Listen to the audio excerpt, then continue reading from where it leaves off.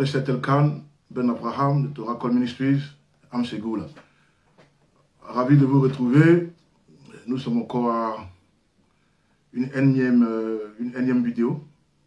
Et cette fois-ci, il s'agira de la fête de Sukkot. Ah, là j'ai libéré le mot, la fête de Sukkot. Donc on va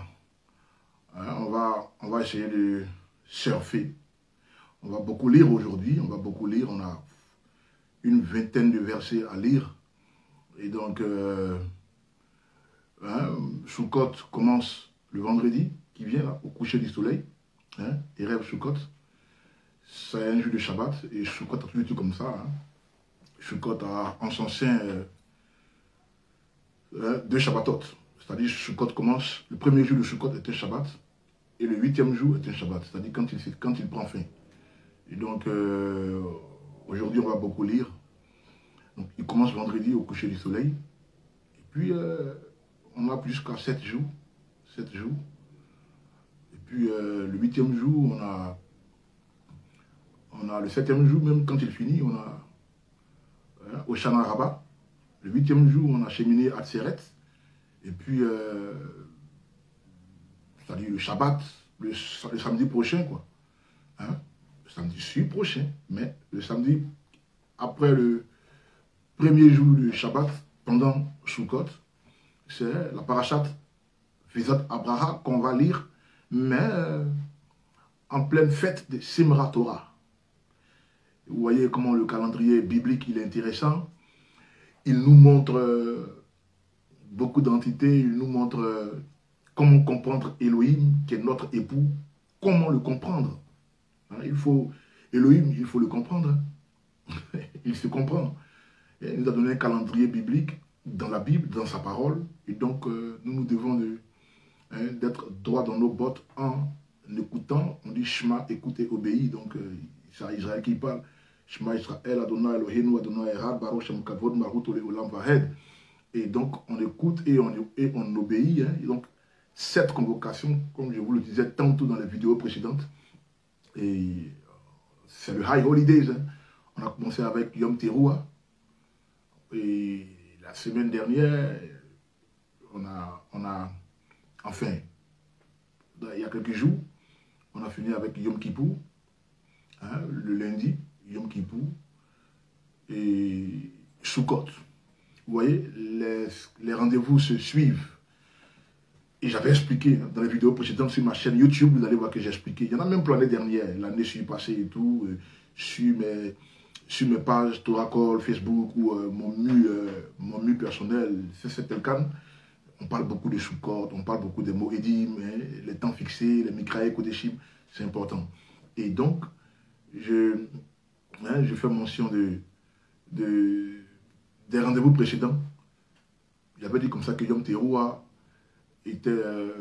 correspondait au ligotage d'Isaac par son père Abraham. Isaac était un roi, donc il fallait que son père Abraham, qui est un roi, lui passe le flambeau. D'accord? C'est aussi à l'image de la voix qu'on entend dans le Jourdain qui dit « Celui-ci est mon fils bien-aimé en qui j'ai mis toute mon affection ». On entend encore cette voix-là à la montagne de Transfiguration, où Yeshua est avec Pierre, Jean et Jacques qui représentent l'épouse Israël et lui l'époux. On voit les deux témoins qui apparaissent, Élie et Moïse. Et il y a une voix, la même voix aussi se fait entendre là. Celui-ci est mon fils bien-aimé en qui j'ai mis toute mon affection. Cette phrase, c'est une phrase de Yom Teruah, est une phrase de Rosh Hashanah, est une phrase de couronnement, d'intronisation d'un roi. D'accord? Et on voit ça en action. Quand Abraham va avec Isaac, c'est un langage de royauté. Donc Abraham passe le flambeau à son fils Isaac. Ok? Cet acte de ligotage. Le sacrifice n'a pas eu lieu. On a vu un bélier qui apparaît. Pouf, on siffle. Et puis on souffle. Et puis on a après quelques jours Yom Kippur. Yom Kippur qui est le pardon, le grand jour du pardon. Le jour d'expiation où l'épouse rencontre son époux. On a parlé de Panim El Panim. C'est la toute première fois où l'épouse rencontre son époux. D'accord? Israël rencontre son époux. Elle a entendu son époux dans le désert du Sinaï. Mais quand elle le voit face à face, panim el panim, c'est dans le lieu très saint quand Aaron rentre avec l'encens. La fumée de l'encens et la nuée qui est sur l'arche de l'alliance se rencontrent. Dans la vidéo précédente, j'ai fait mention de ça. Alors nous sommes aujourd'hui dans une vidéo de Sukkot qui commence le vendredi au coucher du soleil. Et Sukkot nous révèle la grande fête. Vous voyez, j'avais dit aussi dans Yom Teruah et à Yom Kippur, il fallait laver ses vêtements. Il fallait laver ses vêtements. Dans Matthieu, je crois, Matthieu 18, on voit bien, si je ne me trompe pas, hein, dans Matthieu 18, on voit bien, oui, je crois bien Matthieu 18. Bon, ben, si je ne me trompe pas, mais il fallait laver les vêtements. Il y avait un invité qui était débraillé, mais il n'a pas la tenue appropriée. Donc, Yeshua dit, allez, prenez-le, ligotez-le, jetez-le. Tout à l'heure, on verra ça. Et c'était lors de Sukkot.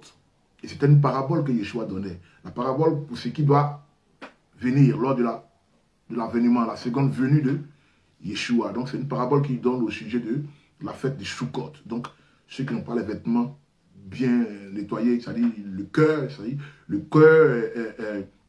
la vie n'est pas en conformité avec la parole, ben, ils seront jetés dehors. Tout à l'heure, on va lire ça, la parabole du royaume des cieux, le royaume d'Élohim. Et donc, Sukkot, c'est ça.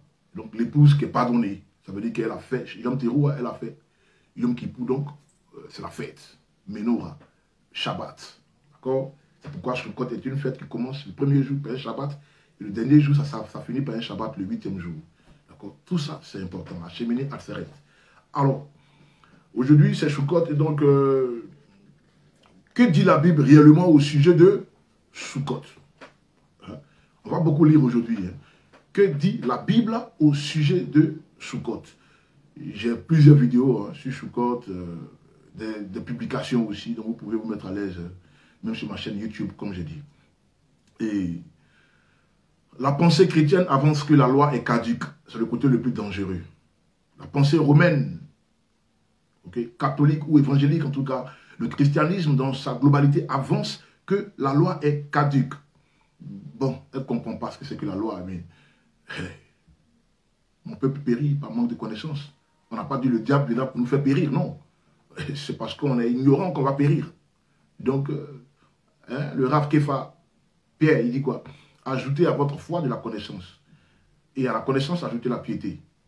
Et c'est important. Tu as la foi en Yeshua. Maintenant, faites tes recherches. Quoi. Il faut découvrir que la Bible a 4 niveaux d'interprétation et 4 étapes de compréhension. Tout ça, c'est à nous de faire ça. Vous voyez? Donc, quand tu dis que la loi est caduque, tu n'as pas fait bien enseigner. Parce que là, nous sommes en pleine période. Dans 24 heures, on rentre là dans Sukkot. Et tu dis que c'est caduque. Alors, je vais expliquer avec des versets pourquoi. Hein? Est-ce que c'est vrai que c'est caduque? Hein? Est-ce que les chrétiens savent-ils qu'il y a une prophétie qui est au sujet de Sukkot, qui parle des temps, qui dit que dans les temps messianiques, voilà ce qu'Elohim fera. Hein? Les nations de la terre viendront pour adorer Elohim. Les nations de la terre viendront pour adorer Elohim. Et ça, c'est une prophétie. On va lire Ésaïe, chapitre 14, versets 16 à 19. Je l'ai dit, hein, on va beaucoup lire aujourd'hui. Ésaïe 14, versets 16 à 19. Enfin, tous ceux qui restent de toutes les nations sont venus attaquer Jérusalem. Hein? Donc je réponds, enfin, tous ceux qui restent de toutes les nations qui sont venus attaquer Jérusalem monteront pour adorer le roi Adonai, Sébaoth, et pour observer la fête de Sukkot. D'accord? Si des familles de la terre ne montent pas à Jérusalem pour adorer le roi Adonai Sébaoth, aucune pluie ne tombera sur elles. Verset 18. Si la famille d'Égypte ne monte pas également, hein, s'ils refusent de venir, ils n'auront aucune crue. Ok? Je veux dire annuel du Nil, de bénédiction de toute façon. De plus, il y aura le fléau par lequel Adonai frappera les nations qui ne monteront pas pour observer la fête de Sukkot. Ce sera le châtiment de l'Égypte et le châtiment de toutes les autres nations qui ne monteront pas pour observer la fête de Sukkot. Voilà pourquoi c'est dangereux de penser que le Tanakh, que les chrétiens appellent l'Ancien Testament, voilà pourquoi il est dangereux de penser que c'est caduc. Et que Jésus, Yeshua, mais le Jésus est venu et qu'il a tout accompli. C'est une mauvaise interprétation. Ça, c'est un verset qui fait peur. Et là, il nous avertit. Et là, il parle de la fête de Sukkot. Il dit les Égyptiens. Et il dit aussi les autres nations. Il insiste sur Misraïm, Égypte. Il insiste. C'était la première où Israël est allé. Elle a été la première parmi les empires qui ont contrôlé Israël, qui ont assujetti Israël. L'Égypte est le premier empire qui a contrôlé Israël. Donc, c'est une sorte de rancune, en fait. Notre Dieu est un Dieu rancunier. C'est écrit. Et donc, mais c'est un enseignement aussi. Plus tard, peut-être que je donnerai. Il insiste sur l'Égypte et il dit les autres nations. Si cette nation ne monte pas, à Jérusalem, on monte à Jérusalem, l'expression je vais à Jérusalem, on peut se dire quoi? Ça peut se dire, mais on dit je monte à Jérusalem, à Yerushalayim, je monte. Et donc, parce que c'est une montagne. On descend à Jéricho, on monte à Jérusalem. On descend à Jéricho, on monte à Jérusalem. Ce sont des expressions hébraïques, il faut les maîtriser. Et donc, alors, c'est un avertissement. Et lui me donne un avertissement et puis il dit quoi? Pour venir l'adorer. La même phrase que Moïse dit à Pharaon. Vous allez, non, on va adorer notre Adonai Sabaoth. Pareil, il dit, et si vous ne venez pas? Et là, c'est un langage prophétique puisqu'il y a eu la guerre de Gog et Magog. Et il dit quoi? Il dit quoi? Les autres, il dit quoi? Enfin, tous ceux qui restent, qui restent après le mort et tout, tous ceux qui vont rester, toutes les nations qui seront venus attaquer Israël, c'est-à-dire Jérusalem, doivent monter pour adorer. Là, les choses deviennent sérieuses. D'accord? Je voulais dire que Sukkot est une fête prophétique. Donc, nous observons parce que nous obéissons à la loi. À moins que bon, c'est caduc, tu ne reconnais pas que Zacharie soit toujours d'actualité. Et puis, bon, ben, allez, tu déchires la page de la Bible et puis, bon, ben, tu te focalises que sur ton Nouveau Testament, quoi. Ça va chauffer, Ça va chauffer, jour du jugement. Là, nous sommes en pleine transition. On a fini tout ce qui est jugement. Donc, on va maintenant à Sukkot, là où il y a la fête. Donc, l'épouse est contente. Elle a vu son mari. Elle a été pardonnée. Tous ceux qui ont fait Sukkot, qui ont fait Yom Kippur, qui ont fait Yom Teruah. À Yom Teruah, le nom est inscrit. Il est écrit. Et à Yom Kippur, le nom est scellé. Donc, le pardon est agréé. Le pardon est confirmé. Et donc, c'est la fête. Et lui, il est gentil. D'accord? Et donc, ça en fait, c'est une prophétie qui s'accomplira. Et c'est l'ombre, en fait. C'est ce qu'on appelle l'ombre des choses à venir. Quand on lit Zacharie, c'est ce qu'on appelle l'ombre des choses à venir. Et la chose arrive quand? Apocalypse, chapitre 21. Vous voyez? Donc, c'est comme on lit Zacharie, là, c'est une ombre. Ok? Et Zacharie est inspiré par Hachem Elohim. Il donne une prophétie des choses qui vont venir. Okay? Donc, ce qu'il explique, c'est une ombre. Mais ça arrive quand? C'est Apocalypse, chapitre 21. Prenez note, n'oubliez pas. Alors, et il faut préciser aussi. Vous voyez, on dit c'est l'ombre. C'est pourquoi on dit c'est l'ombre.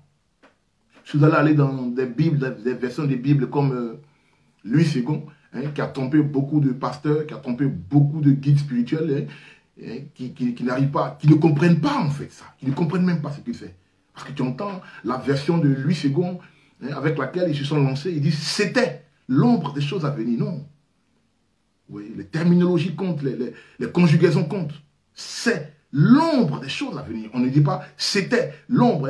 C'est Colossiens chapitre 2 là-bas. Colossiens 2, 16. Où on dit ne vous laissez pas juger sur le manger, sur le boire, sur une nouvelle lune, sur un nouveau Shabbat et tout ça. Et puis qu'est-ce qu'on dit? Car c'était l'ombre. Non, on ne dit pas c'était.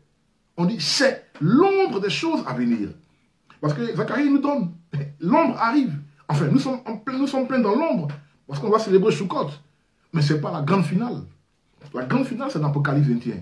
Et ça, c'est au retour du Mashiach. Donc, on dit c'est. Puisqu'on est au présent, on attend toujours. Mais quand tu dis c'était, c'est comme si tout est fini. Voilà pourquoi les chrétiens pensent que tout est accompli. Tout est aboli. La loi est caduque. Or, le truc, il arrive. La grande finale. Apocalypse 20, c'est le Shabbat des Shabbatot. C'est ce qu'on appelle le jour du Seigneur. Ça parle de l'avènement du Seigneur. Son retour à Adonai Shabbat. Et là, il revient comme un lion. Là. Il est venu une première fois comme un agneau, mais là, il revient comme un lion. Et c'est là d'ailleurs qu'il sera couronné. Il arrive en plein Yom Teruah, en pleine période de jugement. C'est pourquoi on parle de son couronnement. Il y a un abus de langage, on entend beaucoup le roi des rois, le roi des rois. Ça, c'est un langage aussi prophétique. Il n'est pas encore couronné. Écrivez. Yeshua HaMashiach n'est pas encore couronné. Il sera couronné à son retour. C'est pourquoi le lion de la tribu de Juda, il arrive avec une couronne. Vous voyez des photos prophétiques, là, un lion qui a une couronne, c'est ça. Donc, Yeshua n'est pas encore roi des rois. Il sera roi des rois quand il arrive. Apocalypse explique très bien.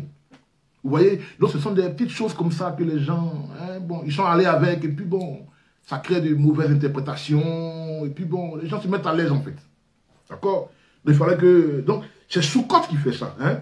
Sukkot nous explique ça. Donc, attention, hein, c'est pas c'était, non, mais c'est l'ombre. On dit c'est l'ombre, on ne dit pas c'était l'ombre. D'accord? Parce que la grande finale arrive. D'accord? Cependant, il y a eu plusieurs prophéties qui ont vu le jour, hein, qui ont été accomplies, mais Sukkot, Shabbat, hein, Apocalypse 20, 21, attention. Et puis, il y a le retour hein, d'Éphraïm, hein, la réunion de Juda et Éphraïm. Hein. Vous voyez, par exemple, la nation d'Israël. Israël, hein, Israël, c'est un langage prophétique. Le drapeau, là, avec les deux triangles, là, beaucoup se perdent. Oh, la cabale, oh, la sorcellerie, oh, c'est mystique, oh. C'est un drapeau prophétique. Avec Israël, tout est prophétique. Vous voyez la nation, le pays, la nation, le pays, c'est les dirigeants, ceux qui gèrent présentement le pays, c'est Juda. Un roi et deux rois. Allez-y lire. C'est Juda qui gère le pays présentement. Ce n'est pas Israël. Ça sera Israël quand Éphraïm reviendra. Et donc c'est un langage prophétique. On dit Israël, c'est pourquoi le drapeau, c'est les deux maisons qui se rencontrent. Juda et Éphraïm se rencontrent. Les deux triangles qui se rencontrent. Triangle, c'est D, la lettre Dalet. D'accord? Et donc, on dit tout Israël. C'est là qu'on dit le thème tout Israël. Romains chapitre 11. Tout Israël. C'est pas... C'est Israël là-bas, mais c'est prophétique. Pourquoi on a un drapeau de Jérusalem que je vous montre souvent, qui est derrière moi quand je fais mes vidéos. Hein, vous voyez des deux branches d'olivier. Et tout ça, c'est Ézéchiel, c'est Jérémie qui explique ça. Romains 11 aussi. Il y a un lion qui est au milieu. Vous voyez, le lion, c'est le lion de la tribu de Juda qui revient. Bref. Donc, voilà où Sukkot nous emmène. Mais on a lu Zacharie, on parle de la sévérité. Mais pourquoi Elohim, il va être énervé quand les nations ne vont pas monter à Jérusalem pour aller célébrer Sukkot? Pourquoi? Pourquoi il ne sera pas content, hein, que les nations ne montent pas? C'est quoi Sukkot? Et puis il va s'énerver. On a lu. Hein, c'est une sorte de sévérité. Hein, il ne sera pas content. Hein? Non, mais non, il ne sera pas content. Et donc, hein, on va quand même comprendre. Alors, quelle est cette fête de tabernacle, hein, et que nous devons l'observer? Sukkot. D'accord? C'est important. Alors, Sukkot est un mot hébreu, c'est au pluriel. Au singulier, Sukkah. S-U-K-A. S-U-K-K-A-H. Et puis Sukkot, S-U-K-K-O-T. Donc, Sukkot, pluriel, et Sukkah, sa version singulière. Alors, ça veut dire cabane, ça veut dire tente, ça veut dire aussi les huttes, vous voyez, huttes, hein, les huttes, ça veut dire aussi tabernacle. Donc on dit la fête des tabernacles. Ça veut dire aussi temple. Ça veut dire aussi maison. Ça veut dire aussi une chambre d'hôtel. Et tout ça, c'est intéressant, en fait. Je vais vous amener à comprendre l'esprit de Sukkot, en fait. C'est intéressant, ça. Hein? D'accord?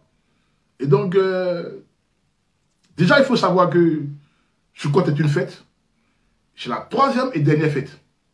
Pour ne pas dire la première fête. Mais bon, selon le calendrier civil, l'année civile, c'est la première fête. Le calendrier religieux ou agricole, c'est Nissan qui est la première fête. Vous voyez un peu? Parce que là, il faut toucher les calendriers aussi. C'est pourquoi les histoires de calendrier de Qumran,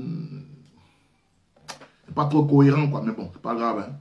Hein? C'est la famille, tout ça. Hein? La famille. Alors, et donc, Pessah est la première fête. Et Shavuot, la deuxième fête. Et Sukkot, la troisième fête. Ce sont des festivals. Ce sont des pèlerinages où on monte à Jérusalem. Vous voyez, on a lu Zacharie, on doit monter. C'est pareil pour Pessah, on doit monter aussi. C'est pareil pour Shavuot, on doit monter. Pourquoi Shavuot, vous avez vu dans Actes des Apôtres, les Juifs sont montés. Les Juifs de la Macédoine, hein, Macédonie, hein, les Juifs de l'Arabie, de l'Égypte, de la Grèce, de Rome. Hein, ils sont montés ce jour-là à Jérusalem. Actes des Apôtres. Donc, c'était un pèlerinage, la fête de Shavuot. Alors, pourquoi je dis ça? C'est une révélation. Je vais faire rapidement une parenthèse. Vous voyez la prière de Aaron. La prière de Aaron. D'accord? Ivarera, tout souvent je fais ça. Ivarera, Adonai, Veyishmerera, Yaer, Adonai, Panabelera, Viruneka, Isa Adonai, Panabelera, Veyasemlera, Ashalom. Que Hachem vous bénisse et qu'il vous garde. Ça correspond à Pessah. Que Hachem luise sa face sur vous et que vous lui soyez favorable. Ça correspond à Shavuot. Et puis après que Hachem vous tende la main et qu'il vous donne la paix, ça correspond à Sukkot. La paix. Donc après le pardon, c'est la paix.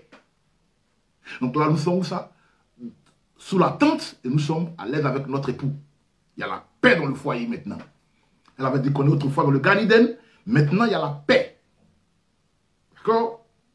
Et à Shavuot, on dit quoi? Et nous sommes favorables parce qu'il redonne la ketouba, le contrat de mariage, à l'image des 10 commandements, les tablettes. Donc, la faveur. Et qu'est-ce qu'on dit? Qu'il vous bénisse, hein, et qu'il vous protège. Et là, ça nous amène si vous voulez, au rachat. Le rachat. Elle a trouvé grâce aux yeux d'Élohim, mais c'est une sorte de bénédiction, une bracha. Donc, il rachète l'épouse. Donc, la prière de Aaron, les 3 bénédictions sont à l'image des 3 festivals. Pâques, Shavuot, Pessah. Alors, je ferme la parenthèse. C'était juste une perle dans une parenthèse que je voulais partager avec vous. Alors, et donc, pour la toute première fois que la fête de Sukkot a vu le jour, on va aller, c'est Genèse chapitre 33, verset 17. Genèse chapitre 33, verset 17. Je lis la parole d'Hachem Elohim. Genèse chapitre 33, verset 17. Jacob continua vers Sukkot, où il bâtit une maison pour lui et des abris pour son bétail. C'est pourquoi ce lieu est appelé Sukkot, abri. D'accord? C'est la toute première fois que le nom Sukkot apparaît dans la Bible. Jacob. Ok? Et c'est notre patriarche. Hein? On voit très bien que, bon oui, hein, ça se produit peu de temps après que hein, Jacob ait rencontré son frère Ésaü. Ils savent. Hein? Donc on connaît tous l'histoire. Et donc il va, il crée son truc, Sukkot. Il bâtit une Sukkot, une maison. Pour lui et son bétail et tout. Et voilà. Amen. Donc on va étape par étape. Et en même temps, on a aussi Genèse 25-27. pour que vous sachiez le concept. Le concept est important. Ils sont quatre. Hein. Pour comprendre la Bible, c'est quatre étapes de compréhension. Ok? L'histoire, la culture, le langage et le concept. Hein? Genèse 25, 27. Alors, Genèse 25, 27 nous dit quoi? Genèse 25, 27 nous dit,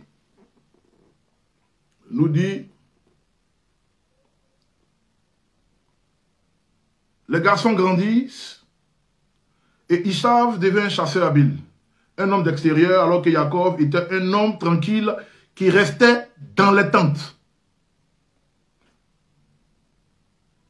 Qui restait dans les tentes. C'est la même chose comme il bâtit sa souka. Okay? On a vu là, hein? Genèse 33, Jacob bâtit sa souka. Okay? Et ici, on nous parle des deux frères, les frères jumeaux, Ésaü et Jacob. Ésaü était un homme de l'extérieur, cependant, Jacob était un homme de l'intérieur. Il passait tout son temps, il restait dans la tente. L'expression la tente est une souka. Mais on dit dans les tentes, donc les soukotes. Ok? Vous allez comprendre plus tard, c'est quoi soukat là? C'est quoi soukote? D'accord? Donc on va étape par étape.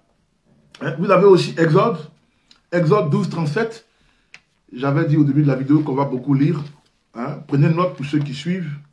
Exode chapitre 12, verset 37.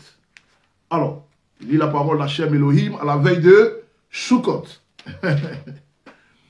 Alors, Exode 12, 37, qui nous dit: le peuple d'Israël partit de Ramsès en direction de Sukkot. C'est-à-dire quand Israël sort de l'Égypte, traverse la mer des roseaux, que certains appellent la mer Rouge. Une fois dans le désert, le premier abri, le premier lieu où Israël va s'abriter, c'est à Sukkot. C'est un secteur, hein? On dirait une ville, mais c'est un secteur qui s'appelle Sukkot. D'accord? J'en aurai plus tard un enseignement là-dessus. Hein? Parce que y a les trois fêtes dont il faisait mention: Pessah, Shavuot et Sukkot. Les trois pèlerinages, les trois festivals. Avec Pessah, c'était un grand deal. C'était un grand deal. Il fallait racheter son épouse, il fallait la chercher. Il y a eu des morts, il y a eu 10 plaies. Grand deal. À Shavuot, un grand deal aussi. Il y a eu l'épouse qui a reçu son contrat de mariage à nouveau. Hein? Hein? On sent qu'elle sera pardonnée là. Parce que bientôt, ça sera Yom Teruah. Hein? Donc, dans le désert, Moïse descend avec les 2 tablettes. C'est un grand deal. Hein? On repart sur de nouvelles bases. Hein? Béni soit celui à qui Elohim donne une deuxième chance. Et donc, c'est un grand deal. Hein? La restauration, hein? On sent la restauration là. Hein? Mais Sukkot, on ne voit pas le grand deal. Elohim dit: dormez dans la maison, dans vos tentes, pendant 7 jours. Hein? On le voit, hein? Bon, il fait 40 ans dans le désert, il dormait dans des tentes. Mais Sukkot, la célébration, il fait 7 jours dans la Souka. Et on cherche à voir le grand deal, mais on ne voit pas le grand deal, quoi. Le grand deal, on ne le voit pas. Oui, il y a un grand deal. Et ça sera dans une des vidéos que vous allez retrouver sur le site internet. Et pour avoir accès, il va falloir vous abonner, comme on dit, subscribe. Hein? Subscribe to the website. Comme ça, vous allez avoir accès à cet enseignement parce que c'est très important. Sukkot est rempli de mystères. Ferme encore la parenthèse. Et donc, là, on voit qu'Israël quitte l'Égypte, Ramsès, et atterrit, traverse la mer des roseaux et atterrit dans le désert. La première ville, c'est Sukkot, en direction de Sukkot. Environ 600 000 hommes à pied, sans compter les enfants. Ok? Donc, ils arrivent à Sukkot. Là, il s'agit d'un endroit qu'on appelle Sukkot, ok? Qui est différent de Sukkot, les tentes, mais Sukkot. Et donc là, c'est la toute deuxième fois, officiellement, que Sukkot apparaît dans la Bible. Hein? On va lire aussi Exode 13. Exode 13, 20. Exode 13, 20. Ils partirent de Sukkot et établirent leur campement à Étam, à l'extrémité du désert. D'accord? Et donc, ils partirent de Sukkot. Là, comme je dis, c'est une ville, c'est un secteur qui s'appelle Sukkot. Ok? Mais là, ils établissent leur campement. Ok? Les tentes, les gîtes, des mini-tabernacles. Et donc, ici, nous voyons que c'est mémorial pour les enfants d'Israël, ok, de demeurer dans le désert et puis de rester dans des gîtes, dans des tentes. C'est important de savoir ça. Pendant 7 jours, on va lire Lévitique. Lévitique chapitre 23. Ok, donc nous sommes au sujet de quelle est cette fête des tabernacles, et pourquoi nous devons l'observer. Et donc, Exode, non, Lévitique 23, chapitre 23, verset 39. Je lis la parole d'Hachem Elohim à la veille de Sukkot. Alors, verset 39 à 43.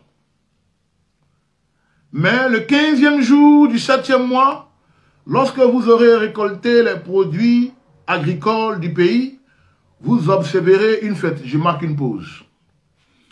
J'ai publié déjà les premières vidéos de Yom Teruah sur la chaîne YouTube et il y a une dame, je crois bien, qui est venue, elle a écrit, elle ne comprend pas, elle connaît une année biblique. C'est Nissan pour elle, c'est le 12, c'est Exode chapitre 12. Bon, il faut vous faire enseigner. Faites-vous enseigner. Ouais. Vous allez vous payer des grosses Bibles comme ça, vous payez des livres, des rabbins. C'est bien, je vous encourage. Vous payez des choses là-bas. Des parfums, vous payez des mains. Pour des coûts de 15 € par mois. Mais je ne comprends pas. La connaissance n'a pas de prix, les gars.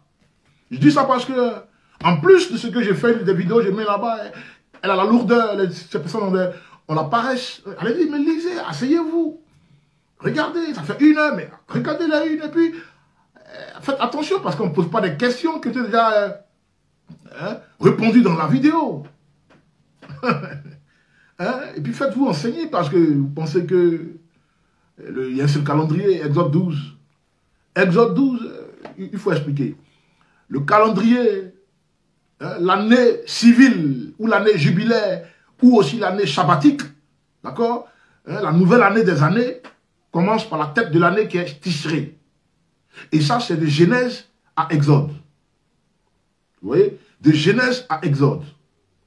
Maintenant, de Exode jusqu'à l'Apocalypse, ça, c'est la nouvelle année des mois.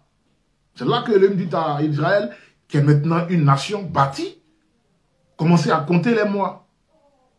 Donc le premier mois, c'est Nissan, mais dans le calendrier religieux ou spirituel, ou dans le calendrier agricole.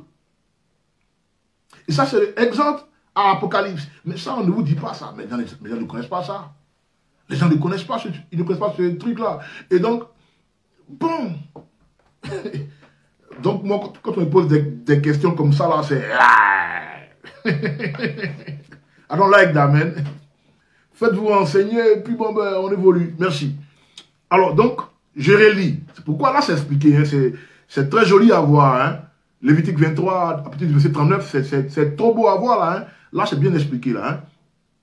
Mais le 15e, 39, mais le 15e jour du 7e mois, lorsque vous aurez récolté les produits agricoles, ça veut dire quoi? Quand on parle du 15e jour du 7e mois, là, nous sommes dans le calendrier, vous voyez, le calendrier agricole. C'est-à-dire, nous sommes là où Nissan est la tête du mois. Donc, c'est le calendrier religieux. Et le 7e mois du calendrier religieux, c'est Tishré. Tishré, on dit le 15e jour. Donc, le 15e jour, aujourd'hui, c'est le 14 Tishré. Vous voyez? Aujourd'hui, c'est le 14 Tishré. Demain, vendredi, au coucher du soleil, ce sera le 15e jour Tishré, le 15. C'est pourquoi on rentre dans Sukkot. Donc là, ça nous parle de Sukkot. Mais on dit le 7e mois. Oh, Tishré, c'est le premier mois, mais dans le calendrier civil. Mais là, on dit le 7e mois. Vous savez que c'est le calendrier agricole. Voilà, on sort même le mot agricole. On dit récolter les produits agricoles parce que là, hein, on finit l'année agricole. Donc, vous comprenez comment Choukot. C'est pourquoi, encore une fois, calendrier de Qumran, ces trucs-là. Bon, on ne critique pas, quoi, mais bon. Et c'est la famille, hein. Mais bon, attention. Amen. Et donc, civil, calendrier civil, c'est des Genèse à Exode. Calendrier agricole, c'est des Exode à l'Apocalypse. Allez, là, on va jusqu'à la fin. Amen. N'oubliez pas ça, hein. Voilà. Et donc, mais le 15e jour du 7e mois, lorsque vous aurez récolté les produits agricoles du pays, vous observerez une rag. On dit, voilà, on dit une rag, une fête. Ok? Pour Yom Teruah, on n'a pas de rag. Pour Yom Kippur, on n'a pas de rag. D'accord? Donc, une rag en l'honneur d'Adonai. Pendant 7 jours. Ok? Shivat Yamim. Pendant 7 jours. Shivat Yamim. Ok? Pendant 7 jours. Et on observera un repos complet, Shabbaton. Ok? Un repos complet, Shabbaton. Le premier jour et un repos complet le 8e jour. Comme j'ai dit, Choukot est une fête qui commence par un Shabbat. Il y a un repos, un Shabbat. Et le 8e jour, c'est aussi un autre Shabbat. Ok? C'est pourquoi vous allez voir le 8e jour, en fait, chez Mini Akseret, on allume les bougies encore. Là, c'est un dimanche, mais on ne fait pas de... Abdallah. Vous voyez, c'est un samedi, mais on ne fait pas de Abdallah. Quand le soleil se couche, on ne fait pas de Abdallah. Bougie d'Abdallah. On allume la bougie d'Abdallah le lendemain, dimanche. D'accord? Et on dit, au verset 40, le premier jour, vous prendrez les meilleurs produits, les meilleurs fruits, des palmes, des grosses branches et des saules des rivières, et vous livrerez à des réjouissances en présence d'Adonai. Donc c'est une fête, mais vous vous réjouissez dessus, quoi. Ok? Et c'est 41. Vous observerez cette fête en l'honneur d'Adonai pendant 7 jours de l'année. Ok? Ce sera une ordonnance perpétuelle, génération en génération. Vous observerez le 7e mois. Voilà. Et puis on dit encore, vous habiterez dans des choukottes pendant 7 jours. Tout citoyen, écoutez bien, tout citoyen, c'est important de savoir ça. Ok? Tout citoyen d'Israël habitera dans une souka. Ok? Tout citoyen d'Israël, ouais, Paul, dans Éphésiens chapitre 2, 11, il dit quoi? Vous étiez autrefois étrangers aux alliances de la promesse. Vous étiez quoi? Privés de droit de cité en Israël. Ok? Et au verset 19, il dit, vous n'êtes plus considérés comme les gens du dehors. Vous êtes concitoyens des saints. Vous voyez ici, on dit quoi? Tout citoyen, concitoyen, droit de cité. C'est un langage de naturalisation. Ça, c'est très fort, ça. Ça, c'est l'identité juive, ça. Ça, c'est balèze, ça. Oh là là. Amen. On dit, tout citoyen d'Israël habitera dans une souka. D'accord? Et puis, verset 43, afin que de génération en génération, vous sachiez que j'ai fait habiter le peuple d'Israël dans des soukottes lorsque je les ai fait sortir du pays d'Égypte. Je suis Adonai, votre Elohim. Ainsi, Moshe annonça au peuple d'Israël les temps prescrits d'Adonai. D'accord? Les Moedim d'Adonai. Et c'est important de savoir ça. Alors, Souka n'est pas seulement un souvenir, puisque là on voit le souvenir, mais c'est aussi un langage prophétique. Soukot est une fête prophétique. Ce qui doit arriver, hein, ce qui va venir. Ok?